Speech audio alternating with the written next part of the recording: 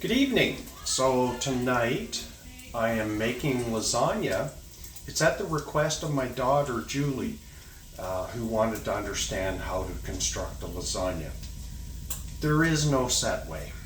There's many different methods, there's many different ingredients.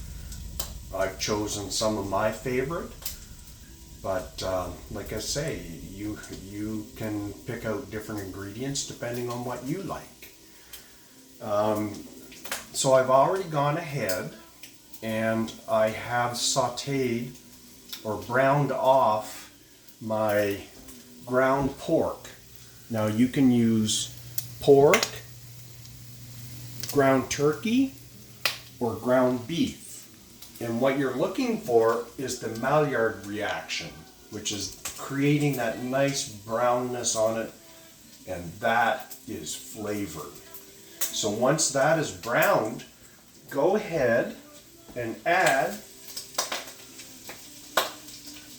your mirepoix,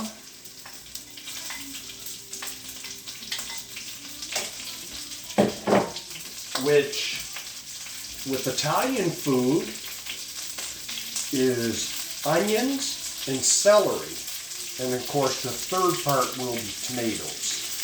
So I'll go ahead and saute that off and I'll get back to you in a moment. Okay, our vegetables are sauteed, and the way I know, number one, it takes about 3 to 5 minutes, but my onions have become translucent. So that's the perfect way. Now, what I failed to mention is with my meat, I added salt and pepper, because that's a good point to add flavor and seasoning to the dish. So now that the vegetables are sauteed, I'm going to go ahead and add my tomatoes. Again, it's going to be done rustica, so I'm just mashing them.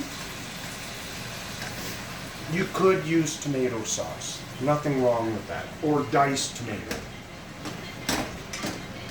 I happen to like Italian peeled Roma tomatoes. I find they have the best flavor and they come with a nice sauce.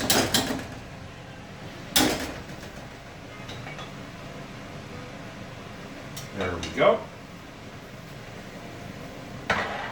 Next, I'm getting a little creative tonight, and I'm going to add just a hint of chili flakes, because I tend to like things a little spicier in life.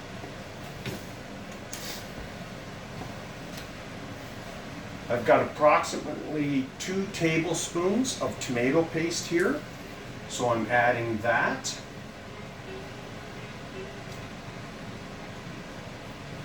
There we go.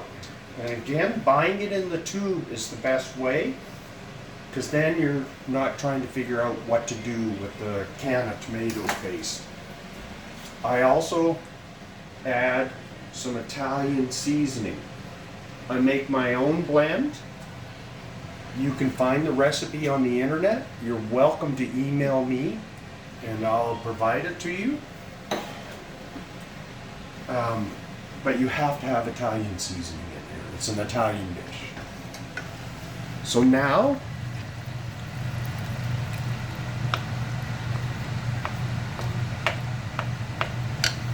you just mix all of this.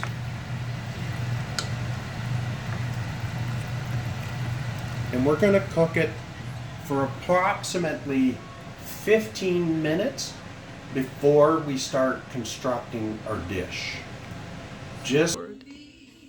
Okay, my sauce has lightly simmered for the last 15 minutes, so it's perfect.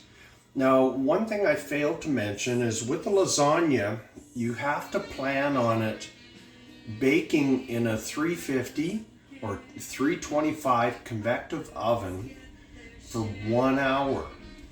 And then when you pull it out of the oven, you want to rest it for 1 hour so that everything sets up in it. And to be honest, a lasagna is actually better the next day than the same day. So make sure you allow enough time to do all of that. And I would say for the prep and cooking portion, allow 45 minutes to an hour. One thing you'll notice with the way I cook, I prep everything. It's called mise en place. So I have it all laid out. So I've got my sauce, cottage cheese.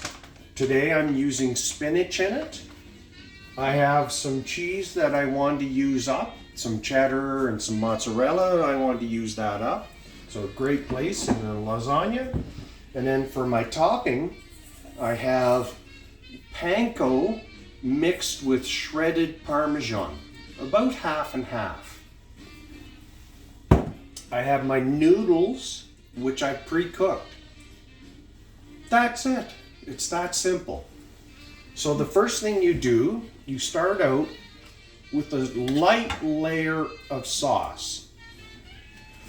And this is just to keep the noodles from sticking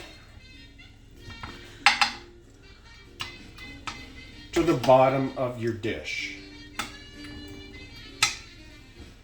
So then I'm going to lay in a layer of noodles. On top of that, I'm going to put spinach with my cheese. Then I'm going to put another layer of noodles, meat sauce, cottage cheese, another layer of noodles, whatever meat sauce I have left, and my topping. So I'll get back to you after I've done that. Okay, so my cameraman, director, producer suggested maybe I should show you how to construct a couple layers. Nice and simple.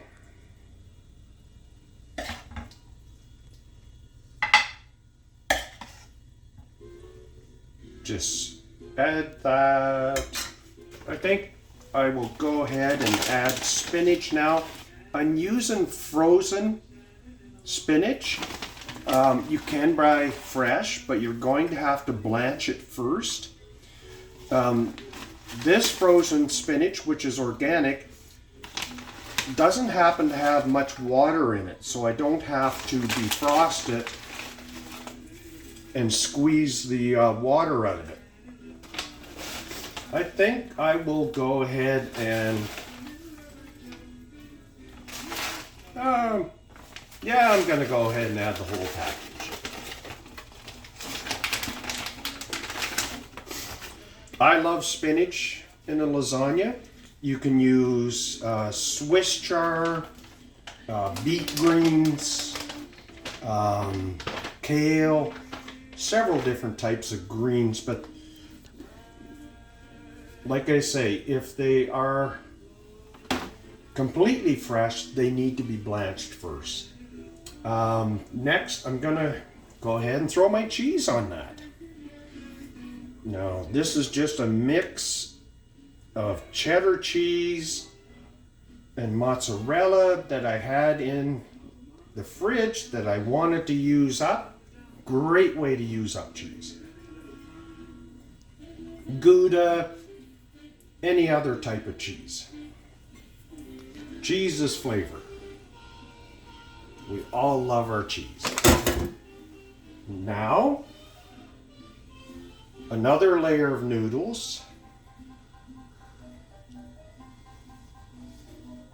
Noodles are always fun to deal with. They just want to keep folding on you. And despite how hard you try cooking them, some of them are going to break.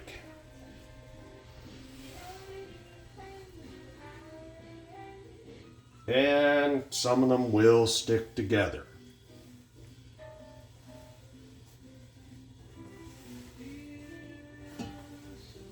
I always tend to use the broken ones for the end. Save the good ones for where you need a full-length noodle.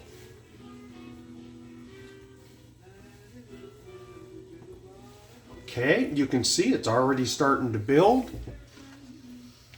Next, some more sauce.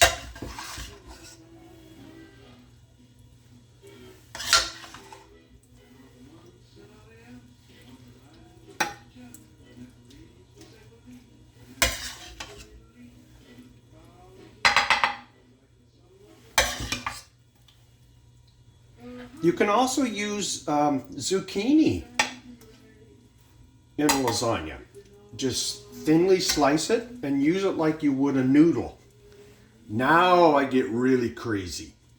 I add lots and lots of cottage cheese. I love cottage cheese. Add as much as you love. The one thing you'll find, a good lasagna is not cheap. Spread it around nicely, and you see it seemed like a lot, but when you're spreading it around on a dish this size, it's not a lot.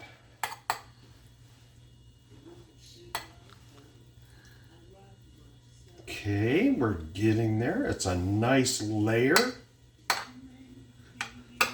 This is all going to melt together beautifully. Next, another layer of noodles. Now this is our final layer of noodles.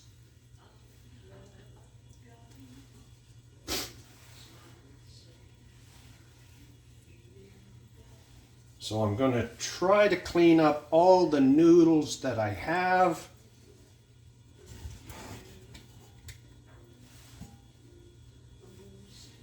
There we go. A bit like playing Tetris.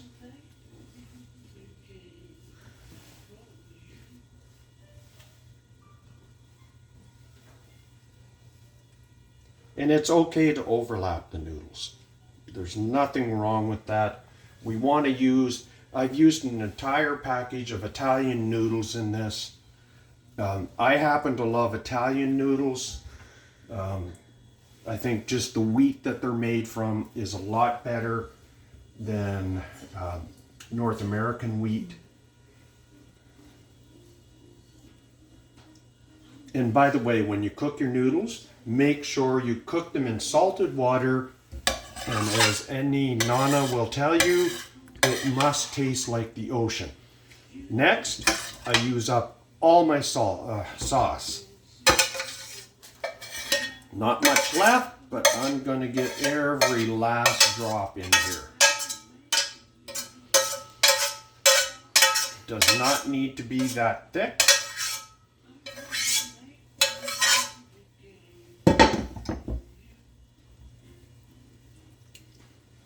And try to spread it around so there's a little thin layer of sauce on the top. You might not be able to get it all, and if not, that's just fine. As you see, I'm struggling there. Okay, I'm going to wipe my hands. And then I'm going to add my final layer, which is the Parmesan and panko, and just start sprinkling it on the top. This will give you a beautiful brown crust. I hope I've shredded it enough. If not, I'll end up making more.